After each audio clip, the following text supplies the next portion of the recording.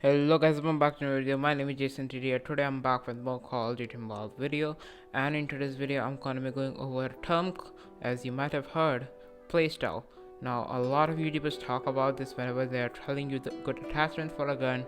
They say that build a gunsmith that depends on your playstyle.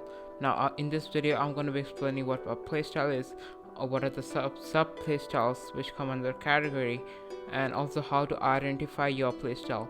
Because I've seen a lot of people, they say that they're aggressive, but when I see them in the map, they're only camping in a corner, and that's not aggressive. So I'll be going over playstyle. Just because your gunsmith loadout depends on it, the place where you play in a map depends on it.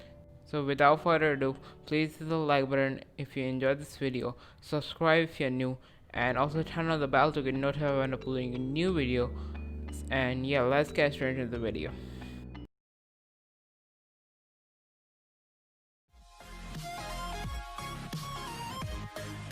What is a playstyle? A playstyle is simply how you play a game. Now don't get this confused with a role, because team role and playstyle are two different things. Team roles mean playing what your goal is. So basically, if you're thinking about role, your OBJ, your goal is to play objective. Your slayer, your objective is to slay people. But when it comes to playstyle, it's how you're going to execute these goals, how you're going to execute these roles. So there's a difference between playstyles and roles. Now what are the playstyles? There are three main playstyles which we commonly use. Those are aggressive, reactive, and defensive.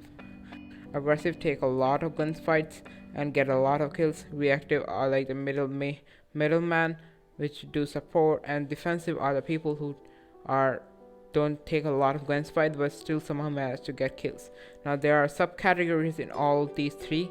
For aggressive there are three subcategories. A rusher is basically a person who just likes to take a lot of gunfights without actually knowing about their surroundings and not even stopping to actually reload their gun. And this sometimes gets people killed just because they are not aware of their surrounding. And I'm gonna be honest, I personally am also a rusher, and I don't really care about what's going on in my surrounding. I also die a lot, that's because of that, but I still like to rush everywhere without even stopping for a second. Next comes the hunter. Now these hunters are very good at spawn trapping. They know a lot about the map and they know how to control the spawn traps and are basically a very good player. Flanker.